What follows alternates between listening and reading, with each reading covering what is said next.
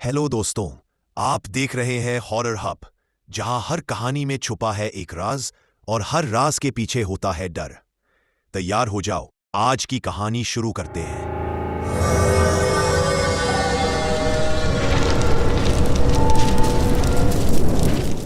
दिन का आधे से ज्यादा वक्त फोन पर बिताता था। ना किसी से मिलना जुलना, बस फोन की स्क्रीन को घूरते रहना। उसकी ये लत घर वालों के लिए भी परेशानी का सबब बन चुकी थी, और अब तो वो स्कूल में भी कई बार फोन चलाते पकड़ा गया था। आदित्य की मां अक्सर उसे कहती, सुधर जा वरना बहुत पछताएगा। उसे शायद इसका इल्म भी नहीं था कि मां की ये बात इतनी जल्दी हकीकत में तब्दील होने वाली है। एक रोज जब वो स्कूल से लौटकर घर आया तो अपने बिस्तर पर बैठकर आराम से फोन चला रहा था कि तभी उसे एक नोटिफिकेशन आया। इस नोटिफिकेशन में लिखा था, murdermystery.com वेलकम्स यू, यानी murdermystery.com में आपका स्वागत है।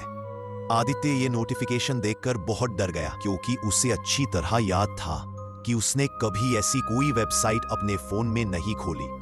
वो उसे इग्नोर करता है और फिर फोन बंद करके सो जाता है।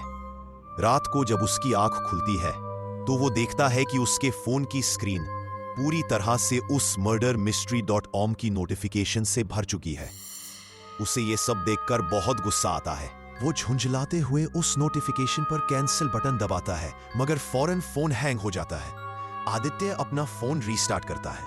एक दिन जब वो स्कूल में बैठा था, तभी एक के बाद एक उसके फोन में कई मैसेज आने लगते हैं। वो जब स्क्रीन खोलता है तो उसे दोबारा वही नोटिफिकेशन दिखते हैं। वो फिर कैंसिल करता है और एक बार फिर उसका फोन हैंग हो जाता है। गुस्से में वो फोन वापस बैग में पटक देता है। उसी शाम एक बार फिर लगातार फोन पर मैसेज आने लगते हैं। आदित्य के सामने फिर वही murdermystery.com की नोटिफिकेशन थी। इस बार वो जानता था कि अगर कैंसिल पर क्लिक किया तो फिर फोन हैंग हो जाएगा। लिहाजा वो इस वेबसाइट को खोलकर उसके अंदर क्या है ये देखने की कोशिश करता है। मगर शायद ये उसके जीवन की सबसे बड़ी गलती थी। जैसे ही आदित्य उस वेबसाइट को खोलता है, एक वीडियो कॉल स्टार्ट हो जाती है। आदित्य का कैमरा उसकी तस्वीरें खींचने लगता है और सामने एक अजीब सी लड़की कमरे में बैठी नजर आती है। उस लड़की का चेहरा बेहद अजीब और डरावना था। शुरुआत में आदित्य को लगता है जैसे उसने किसी भूत को देख लिया हो, मगर फिर उसे लगता है ये कोई मजाक है। वो स्क्रीन को बंद करने की कोशिश करता है, मगर फोन एक बार फिर हैंग हो जाता है। कुछ ही देर में आदित्य की गैलरी के फोटो भी उस वेबसाइट पर अपलोड हो जाते हैं, जिस पर अब लिखा होता है, योर टाइम स्टार्ट्स नाउ, यानी तुम्हारा समय अब शुरू होता है। आदित्य कुछ समझ नहीं पाता। तभी उसकी नजर मोबाइल स्क्रीन के नोटिफिकेशन बार पर पड़ती है।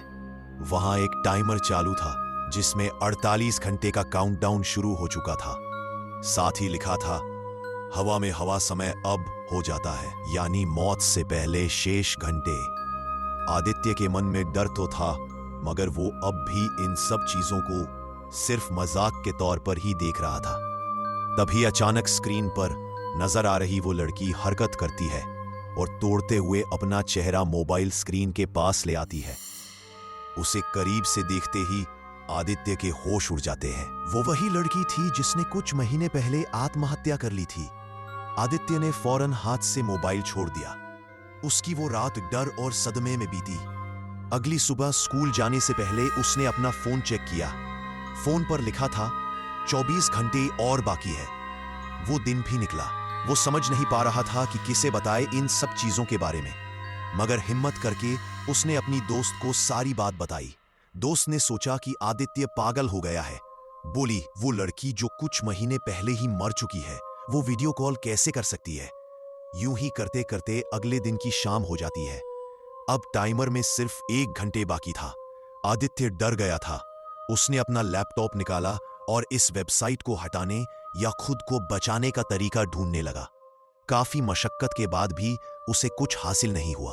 अब टाइमर में समय बचा था सिर्फ 5 मिनट। तभी उसके फोन पर एक वीडियो कॉल आया। आदित्य ने उसे उठाया। एक बार फिर वही लड़की उसके सामने आई, मुस्कुराई और बोली, मैंने अपना बदला ले लिया है। और उसी वक्त आदित्य की मौके पर ही मौत हो गई। हादसे के बाद जब पुलिस ने तहकीकात की तो उसके दोस्त ने बताया कि आदित्य कह रहा था कि उसकी जान खतरे में है। साथ ही उसने एक लड़की के बारे में बताया था जो उसी स्कूल में पढ़ती थी और जिसने कुछ महीने पहले आत्महत्या कर ली थी। जब पुलिस ने सख्ती से पूछताछ की तो दोस्त ने खुलासा किया कि आदित्य उस लड़की के साथ रिलेशनशिप में था। उसने धोखे से उसके निजी फोटो मांगे और उन्हें वायरल कर दिया, जिसके बाद वो लड़की डिप्रेशन में आ गई और आत्महत्या कर ली। शायद आज इतने महीनों बाद उसने आदित्य के मोबाइल के जरिए अपना बदला ले लिया।